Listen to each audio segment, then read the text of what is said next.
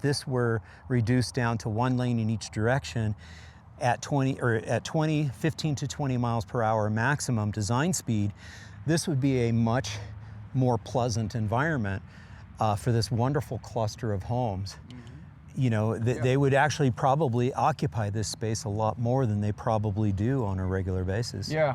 So anecdotally, there's a lot of these little pocket neighborhoods, as you say, kind of spread around Central Park.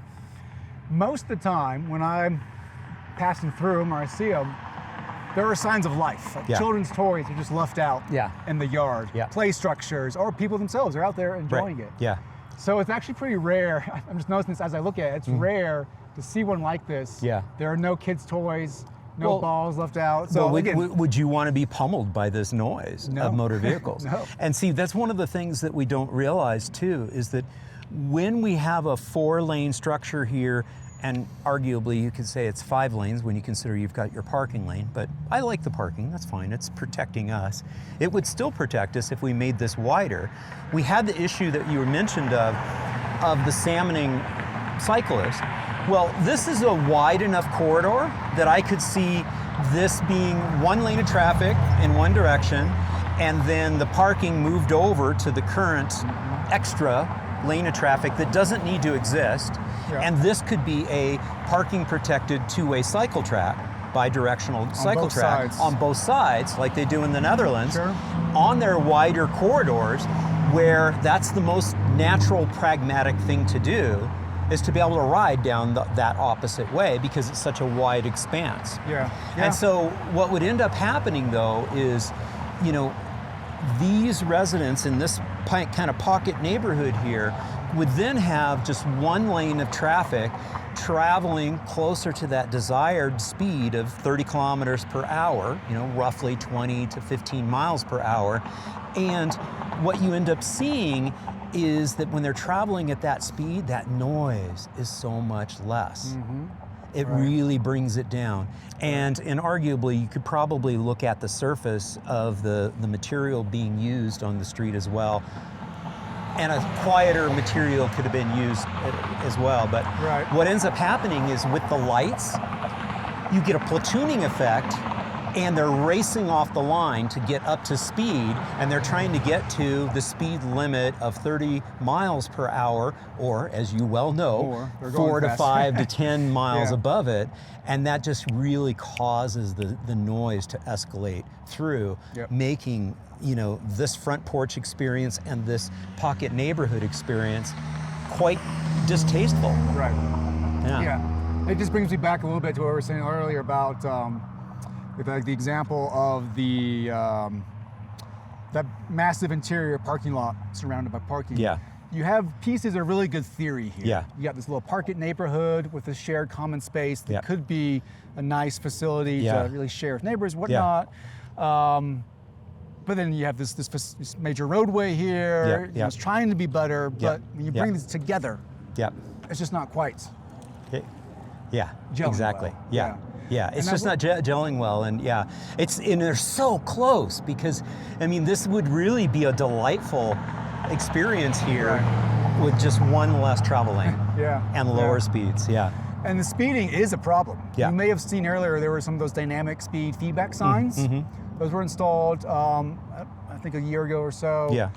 Because of speeding concerns along here. Well, it's not the driver's fault. I mean, this has been designed. This roadway tells them to go fast. It's been designed as a raceway, and it's been designed as a raceway with the stoplights. You'd think that, oh, stoplights, that's good, you're going to slow down traffic. No, all you're doing is stopping traffic and then causing them to accelerate. And then as drivers, we, you know, unconsciously try to make up the time that we lost because we were sitting there. If it was continuous flow of 15 miles per hour, it's you know, you get there just as quickly. I know it's hard to understand, drivers, it's true. You get there just as quickly, but it's less frustrating, and there's less exhibition of speed and less acceleration. It's better for everyone. It's better for the planet, it's better for your pocketbooks, you'll use less gas, and it's also better for the environment around there. Less noise pollution. Yep. Okay. Cool. Well, thank you very much for stopping here. I wanted to point this out because I saw this one and I saw one right back there. Yep. And same thing. They're just getting pummeled by the noise and the exhaust. Yep. So, okay. And we can keep going here, but I'll hang on that note for a second longer if you indulge me. Okay. Again, I go back to urban design. Yeah. Right?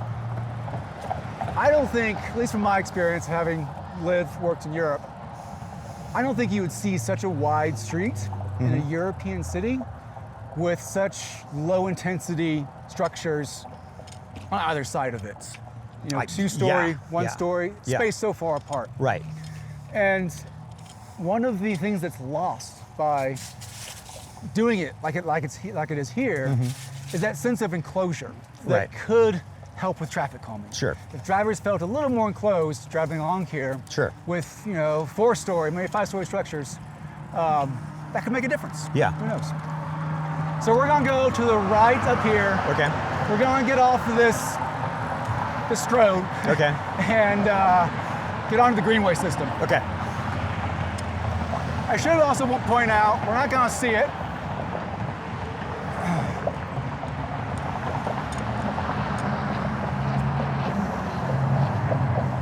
We're not gonna see it, but if you did continue south on Central Park Boulevard, you'll see some locations where the city, when they came and did the, we'll go to the left, when they came and did the enhanced separated bike facility, they also added some pedestrian crossings with the rectangular rapid flashing beacons. Okay, yeah. So, I mean, there are some additional improvements from a crossing perspective, because once you get farther south, you were mentioning the signals actually get less frequent. Right. So they did also think about crossing the boulevard and not just moving along. Right.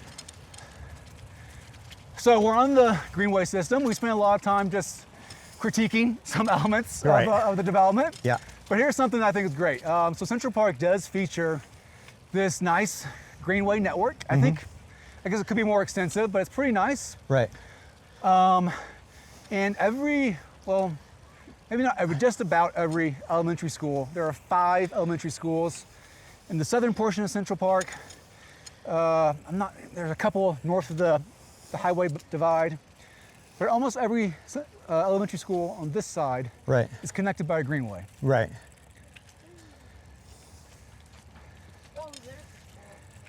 So and we're seeing that here. I think we're just passing some kids moving here. Right. So that means that kids they live in the neighborhood. Right. They have a safe way to walk and bike to school that is mostly off-street. Right. So we're seeing here on our left, this is the first example of that. Right, right. Elementary school right here on this greenway, so kids can comfortably get here. Right. And it's a decentralized pickup, drop-off procedure. Right. So you just come however you want. If you drive, you just gotta find a spot or find somewhere to drop them out. Right. But I think in part because you have the greenway connection and that the streets here are generally walkable. Right. You do see a large share of students walking and biking. Right. Now that's a really big school, elementary school. Yeah. That's a really big, so it's obviously drawing from quite a bit of this community, correct? Or how many elementary schools are there? There are 5 elementary schools just in this southern half that we're in. Okay, okay. So that's a big one. Do you know how many kids that services? I don't know. Okay, but it's a massive campus. I would imagine, I don't know, maybe 400. Yeah. Okay. Somewhere around there. Well, we obviously build our schools on much bigger footprints than we did in the past. Yes. So with much more green space and athletic fields and all of that. So that's obviously part of it. Does it make sense to like jump into the neighborhood at this point and see what the architecture's like? Yeah, and why don't we do that up rolling here? through experience? Yeah, we'll roll through up here, if that's all right. Yeah, no, that's fine. Yeah. Okay. I just want to make sure that we see the neighborhood. we see the context of what it's like for people all ages and abilities to actually get from their doorstep, from many of these neighborhoods and communities. Because I think one thing that the designers did quite well, which way are we going? Left. I guess they're letting us go. Okay. One of the things I want to make sure that we capture is, what that's like, because I do think the designers did a good job of designing very narrow residential access streets that encourage slow speeds, and they're de facto shared space because there's no bike facilities, obviously. Right. Yeah, you're right. Yeah. So we'll just go. And bonus points if you can tell me what these terracotta colored domes are. I have asked myself that question so many times. Oh my gosh. I don't know.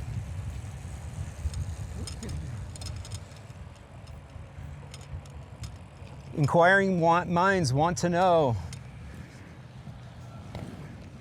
We want to know what those are, Nick. That was the one thing I needed to hear from you. It's a possibility. They have something to do, maybe in some tangential way, with the airport.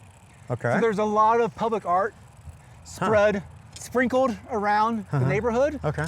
That is like a piece of the former airport, like a piece of the former runway. Yeah. Been resculpted, something. So I don't know. I really have no clue. But Interesting. Well, let's go over this bridge here. we'll have to figure it out one of these days, eh? If you find out, definitely tell me. Okay. Because I wonder that ever since. I will moving in. find out. In fact, this older gentleman walking towards us with the doggy looks like he knows. You want to ask? Yeah. We've got to ask. Oh, shoot, he's on the phone. Oh, well. Nice little creek here. Waterways. Angling to the left? Left, yep. Okay.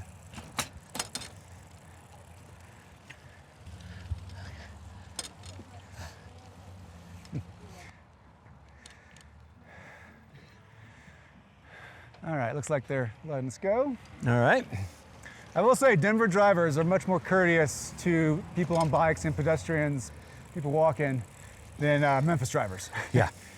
Okay, so now we're in sort of what I was talking about, is just a delightful, narrow, quiet, residential street.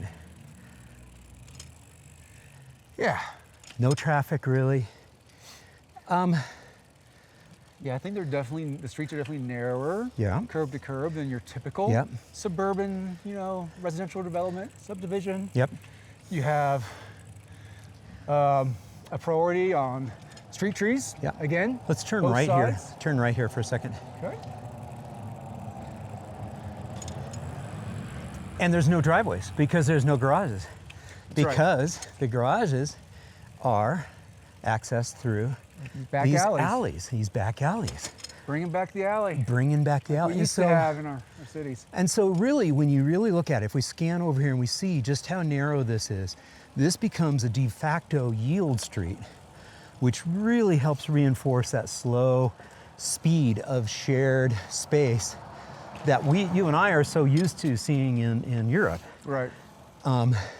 Again, if this were the Netherlands, this would be paved in red brick or red asphalt Sure. for a feet stride. Sure. But the message is clear to the drivers. This is so narrow, you're needing to slow down, otherwise you're going to lose your mirrors. Right. Or your door. Okay, we can turn around. All right. Yeah, let's do that. it. So All let's right. turn around then. We'll have the enjoyable ride on the neighborhood streets. Yep. Now, as a parent in this neighborhood, how comfortable are these neighborhood streets for you riding with your kids? I think they're, let's see, before I rush and answer that, let me pause and get my thoughts together. Yeah. I mean, my gut reaction was to say pretty comfortable. Yeah. Because when you're on this portion of it, and there's hardly any cars, and Right. almost everybody's going really slowly. Right. I think walking, I would say I have very little concern. Because you have a pedestrian realm, you have a sidewalk. You have that. Yep. Drivers generally go slow here. There does seem to be a good, like I There was you just go. saying There's earlier, a family right there. Yeah. You know? a good culture Yep. among drivers of being respectful, of knowing the laws and yielding, stopping for pedestrians. Right. My older child, the 8-year-old daughter, I walk her to school in the mornings, and she's getting to the point where I can tell she's wanting to be a little more independent. She'll get like 100 feet ahead of me. Right. And I think I'm pretty close. Maybe next year, we could be okay with her walking to school on her own. Sure. Now, does she have a bunch of friends that also are walking? She does, yeah. In that same, are you picking up others, and so you're walking more than just you two walking? For now, it's the three of us. Got her, my son. Yeah. Sometimes my wife comes with us as well, but or we switch off. And she'll take him. But so that's the real beauty, though, right? Is when you can start picking up other kids along the way, and then it's a posse of kids, and it's not a child walking alone. It's a child walking with, 3 or 4, 5 of their little posse. Yeah. So there are definitely other kids. Yeah. Nearby in the neighborhood. And we just saw, a little girl of probably 9 or 10, zipping along on her Razor scooter, push scooter, not to be confused with an electric scooter. And this is an interesting street here because this is actually a priority to us on a cross street, side street. I like that because that's actually, you would normally, in most circumstances, you would see that street have priority over the minor side street. Right. It was just the opposite, which I like because this is, as 28th Avenue, this is connecting the series of parks and green spaces. That's a brilliant little goes to the greenway that we left to the west. We got some neighborhood parks along the way here, neighborhood pool here. And then this one is a 4-way stop, which again, with the Colorado safety stop, we just have to treat it like a yield. We scan, make sure it's safe, and then we can proceed through, which is exactly what we did. I say that because I know the comments are coming. You just rolled through a stop sign. But yeah, I mean, I love these little side streets.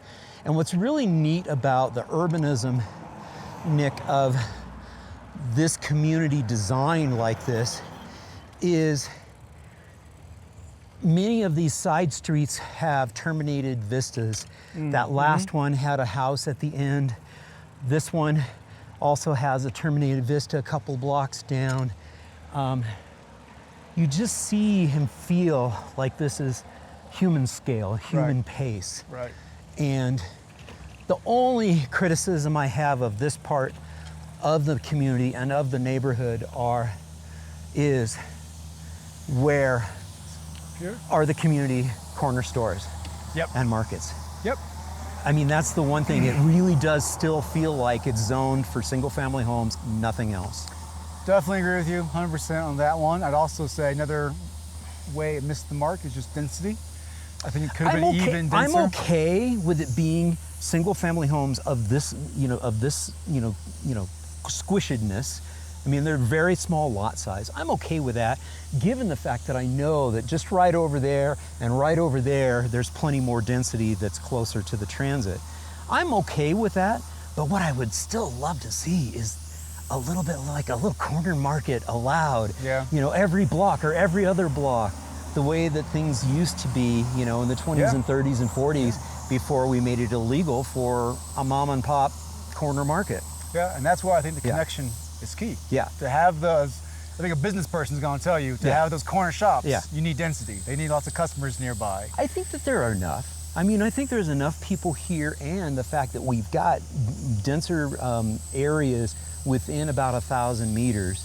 I mean, you might be right. Maybe we needed to, I'm not saying skyscrapers. An occasional gentle density. 4-story kind of building. A little node activity. Okay, so we're paused here at this street here. This is Havana Street. Is this the street that you wanted to talk about? This is one. So there's a one-way couplet. This is the southbound one. We go to another block to the east. We come to the northbound one. So these used to be 2-lane, one-way roadways. Okay, two lane south and one way. Okay. 2-lane north. Okay. But yeah, a couple years ago, the city came out and actually took out a lane. Right. Put in more parking. Okay. On both sides. You have a buffer bike lane. I mean, not not as good maybe as could have been, but it's still better than it was there. You have a little more physical separation from passing car traffic. Sure. But what I really like is what they've done at the intersection we're standing out here. They added these islands, these median islands, to break up the crossing for people walking. Right.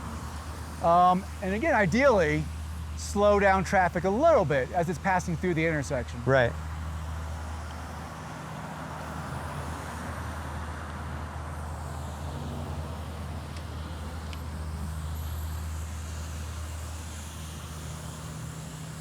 And it looks like this is a new treatment too. These are some new curb ramps. This is a new curb ramp as part of that redesign of that.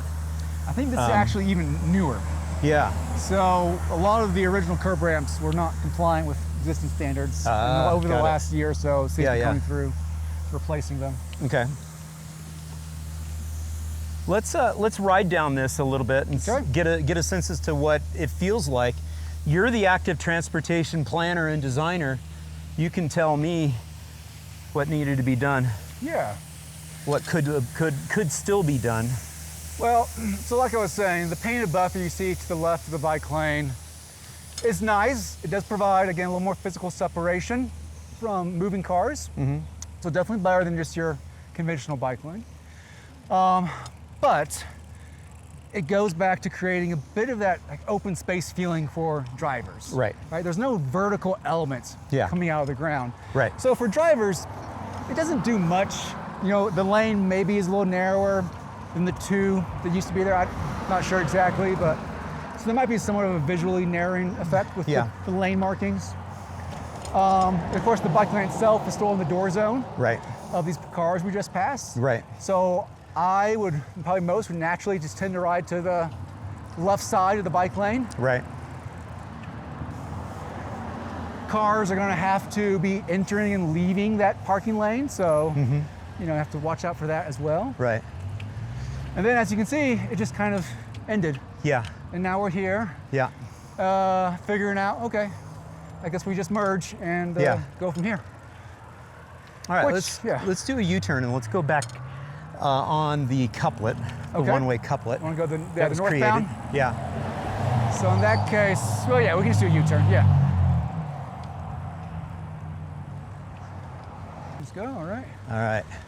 So here we are. Okay, now and see, we've got this little pie shape, no man's land, little public space there, and now we're on the next segment of it. Yep. So now we're going northbound. Same configuration as on southbound. Parking both sides, buffer bike lane. One of the things the buffer does is it does help create space for these islands, you know, at the intersections like this. Right.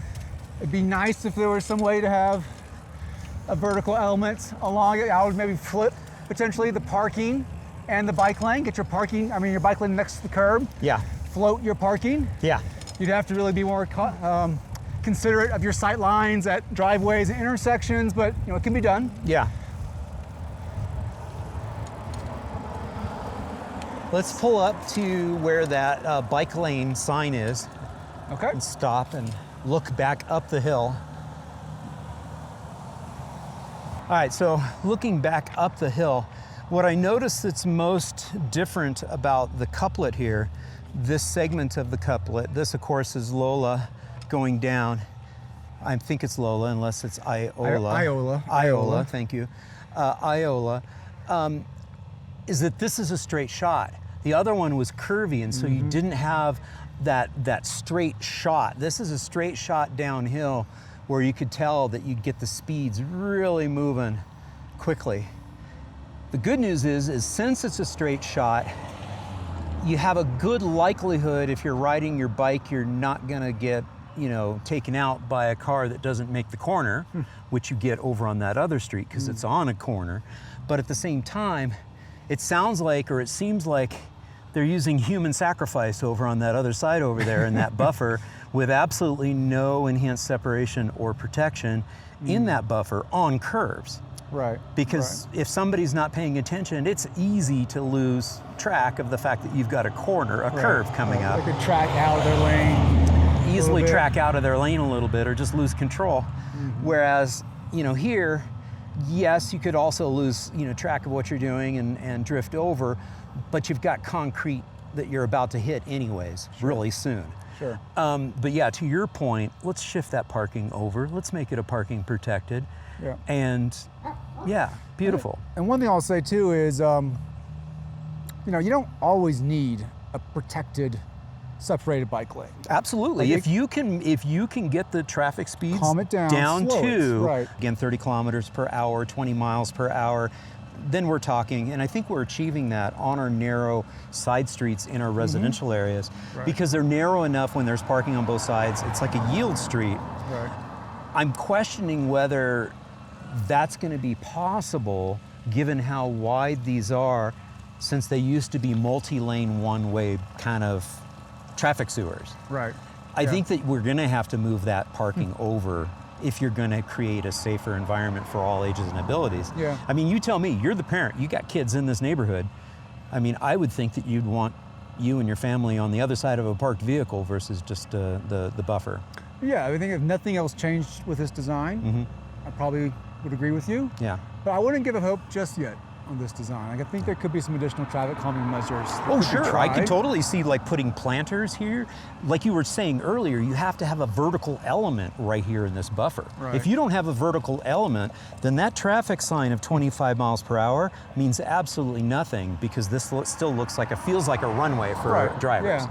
And you're a like driver, you drive on this street. Yeah. I would think that it feels comfortable drifting to 30 to 35 easily. Probably. Yeah. But even like the mid-block points, I think you could consider having interrupt that parking that's on interrupt the parking that's on this view, the left side.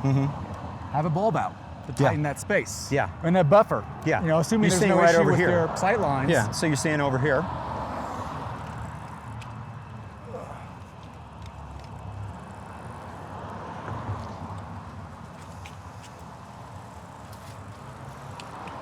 Yeah, I think at the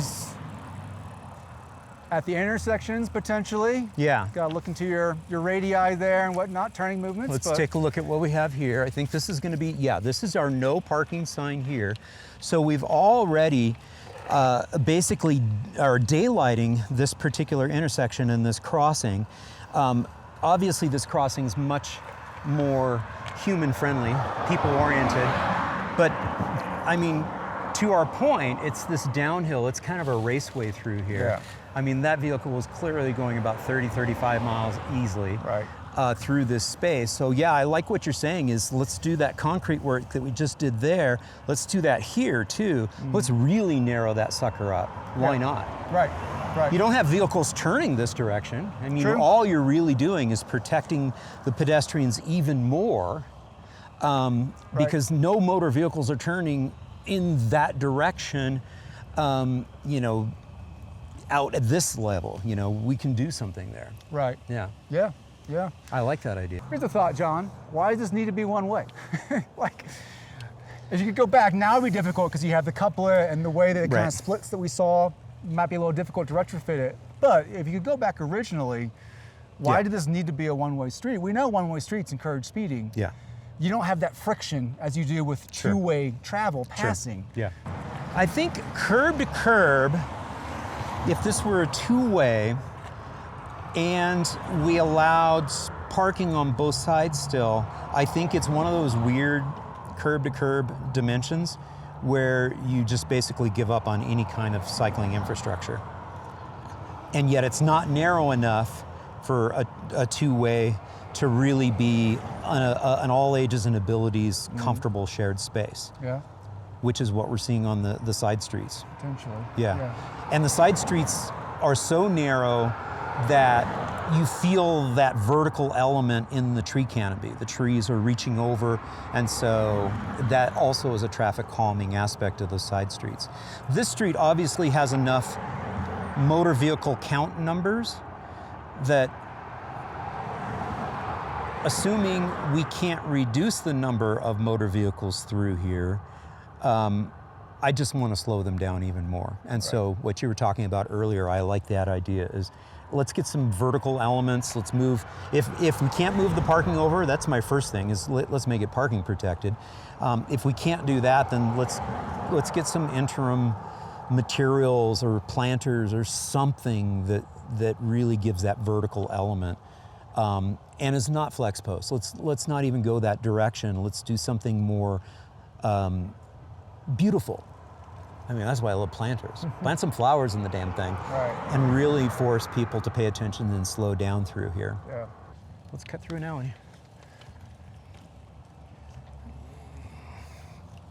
So if you continue that way, just going to point out that you get to another greenway, runs west-east. Actually, it's the Sand Creek Greenway that we were on very briefly earlier. Yeah. There's a nature preserve over there. Okay. So yeah, now we're on this back alley.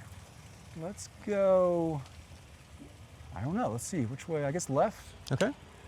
Yeah. Left looks good. Yeah, I mean, this is just such a brilliant thing to do. I mean, it's like a no-brainer. Right. Of do the alleys. That's where your utilities are serviced. That's where your trash is picked up. Let's go. Oh, let's go straight, actually. We'll get some new scenery that way. Okay. Yeah, the alleys are just so brilliant. It brings the car storage away from the front curb. You have all your utility services there. You'll notice we don't have any power lines because everything is buried underground, which is incredibly resilient with big thunderstorms and wind events and all of that. Yeah. It's just so brilliant. And it's just beautiful. I mean, you look at this and you're not looking at a whole bunch of power poles and power lines. Yeah, and I'll point out here, I was just about to say, there are a couple spots you pass in the neighborhood where you do have driveways on the street. Yeah. And they stand out like a sore thumb because they're not the norm around here. Yeah, and so these are, but what the good news is that at least they're leading to garages that are in the backyard. And so it's you don't have that you don't have the front snout right there. Yeah. It's not a snout house. Right. We'll go straight through here. Okay. Looks clear. Is that a term that you're familiar with? Snout house? Yeah. It's not a snout house. It's a book I picked up years ago. I think it's Visual Dictionary of Sprawl. Yeah. I can't recall the author, but that one's in there. Snout house. Yeah. To the right. Yeah. Actually, we can merge and go on this little path here if you like. Okay. Nice. So this is an interesting, it's another greenway of the neighborhood. Okay. Shared use path.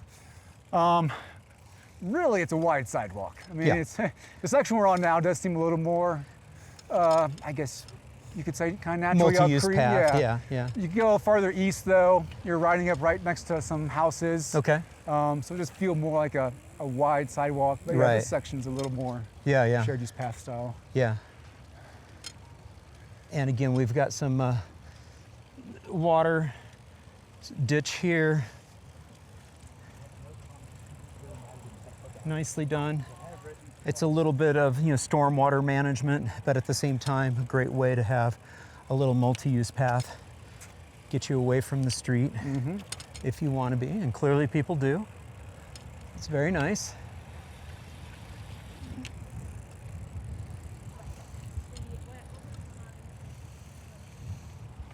So we're going to take a straight shot across here. Okay. When it's clear, of course. Looks like let's go.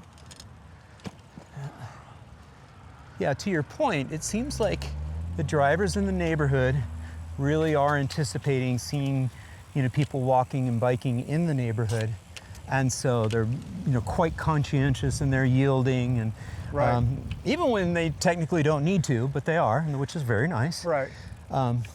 So yeah, it makes things rather pleasant to live here, doesn't it? Yeah, I like to think it's all kind of a bit of a feedback loop, right? Yeah. The infrastructure, the design supports walking. Yep. More people walk. And since more people walk, drivers are used to sharing the street and expecting to see more people walking. Yeah.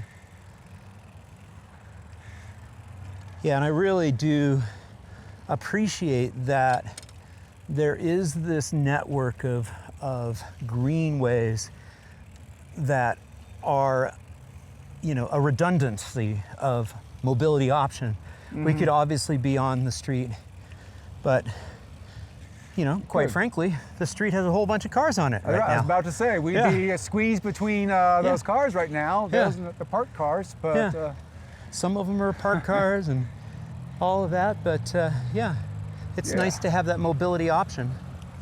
Sure.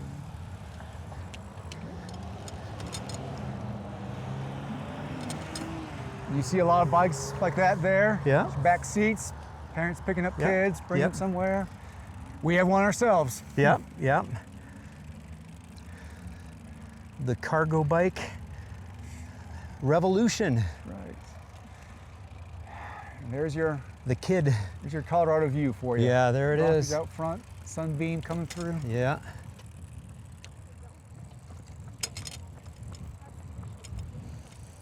And so this building up here, to our left, that's Stanley Market. Okay. It's actually an old aircraft maintenance facility. Okay. That's what I understand, and it's been repurposed to a food hall. Ah, cool. Very nice. And so, you know, you were mentioning not enough corner stores, which I agree with. Yeah. But there are a couple places outside of the town center that we saw earlier. Right, right. That do have restaurants. Yeah. Retail. We'll go left here. Okay.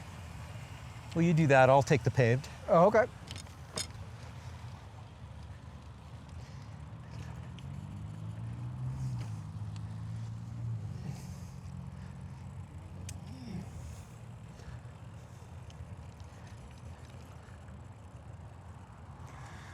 What's interesting, though, or at least what I find kind of interesting, is that this was not part of Central Park development. We're actually in Aurora now. We've crossed municipal boundary. Okay.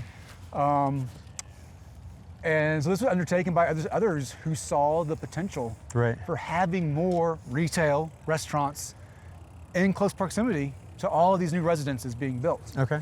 Let's go left. We'll kind of circle through the parking lot. And so in some ways, I would say this Stanley Market is now more of a neighborhood destination if you want to eat out, if you want to get drinks, nightlife, that sort of stuff, than the town center area we went through before. Interesting. Okay.